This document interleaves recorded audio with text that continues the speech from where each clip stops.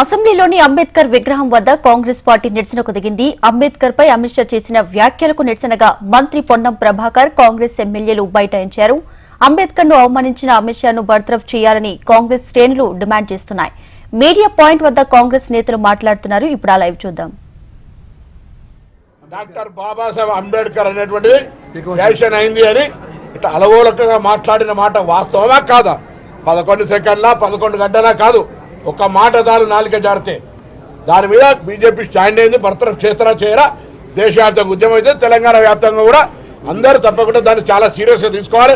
రాజకీయ పార్టీలు లేవు, ఏమి లేవు. దీని మీద టీఆర్ఎస్ స్టాండ్ కూడా డాక్టర్ బాబాసాహెబ్ అంబేద్కర్ 125 ఫీట్ల విగ్రహం పెట్టినాం, ఇక అయిపోయింది పో అంటే కాదు. ఇట్లా అవమానపరిచినప్పుడు బీజేపీ మీ స్టాండ్ ఏదో చెప్పకపోతే ఏం స్టాండ్? ఉల్టా మమ్మల్ని అడుగుతున్నారు. యాక్షన్ చేయమంటున్నా. కేసీఆర్ గారు ఏ ఒక్క రోజు కూడా అంబేద్కర్ గారి విగ్రహం దగ్గరికి వచ్చి దండేసిన పాపాన పోలే. కేటీఆర్ కూడా దండేసిన పాపాన పోలే. అంబేద్కర్ గారు వాళ్ళు అవమానపరిచిండ్రు. అంబేద్కర్ ప్రాజెక్ట్ ని పేరు మార్చిండ్రు కాళేశ్వరం ప్రాజెక్ట్ గా. వారు చేసిన అవమానం ఇంత అంతా కాదు.